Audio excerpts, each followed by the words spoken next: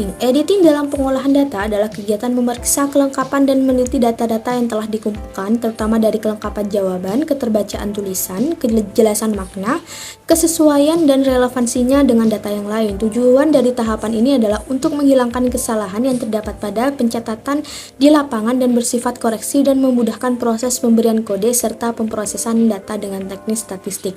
Dalam tahapan penyunting harus memperhatikan agar tidak mengganti atau menafsirkan jawaban responden sehingga kebenaran jawaban dapat terjaga.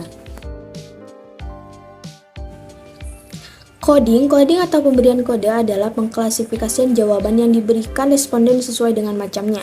Dalam tahap coding biasanya dilakukan dengan memberikan skor dan simbol berupa angka atau huruf yang memberikan petunjuk pada setiap jawaban responden berdasarkan variabel yang diteliti agar nantinya bisa lebih mempermudah dalam pengolahan data.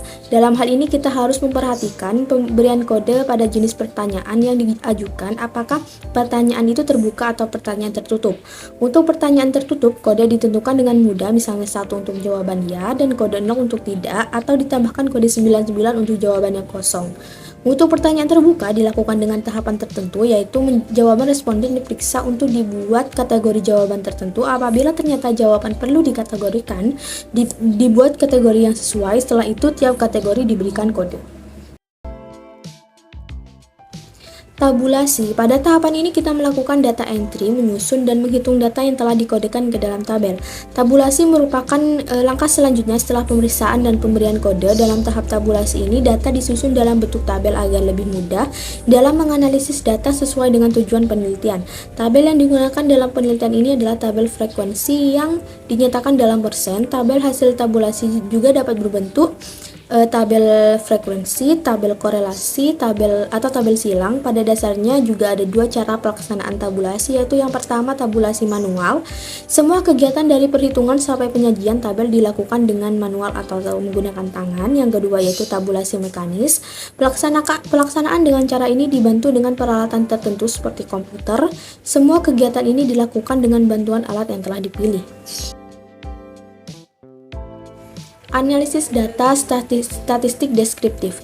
Analisis statistik deskriptif digunakan untuk memberikan gambaran mengenai distribusi dan perilaku data sampel penelitian dengan melihat nilai minimum, nilai maksimum, rata-rata atau mean, dan standar deviasi dari masing-masing variabel independen dan variabel dependen. Analisis data statistik inferensial, uji kualitas data. Statistik inferensial merupakan statistik yang berguna untuk menarik kesimpulan atau inferensi dari data atau sampel. Statistik inferensial membuat kesimpulan tentang suatu populasi berdasarkan gambaran data sampel. Uji kualitas data, uji validitas adalah suatu bentuk pengujian terhadap kualitas data primer dengan tujuan untuk mengukur sah tidaknya suatu pertanyaan dalam penelitian. Uji reliabilitas adalah suatu bentuk pengujian terhadap kualitas data primer dengan tujuan untuk mengukur konsistensi seluruh pertanyaan dalam penelitian. Analisis data statistik inferensial, asumsi klasik. Tahap awal yang digunakan sebelum analisis regresi linear berganda. Dilakukannya pengujian ini untuk dapat memberikan kepastian agar koefisien regresi tidak biasa serta konsisten dan memiliki ketepatan dalam estimasi. Selanjutnya regresi linear berganda. Regresi linear berganda merupakan model regresi yang melibatkan lebih dari suatu variabel independen.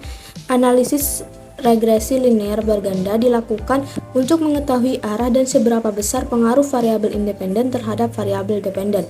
Dan yang terakhir yaitu korelasi, merupakan metode statistik yang digunakan untuk mengukur sejauh mana hubungan antara dua variabel atau lebih. Hasilnya dinyatakan dalam koefisien korelasi yang berkisar antara -1 hingga 1 dengan nilai 0 menunjukkan tidak ada hubungan. Baik, itu saja yang bisa saya sampaikan tentang materi analisis dan penyajian data 1. Semoga apa yang bisa saya sampaikan dapat bermanfaat untuk semuanya. Terima kasih.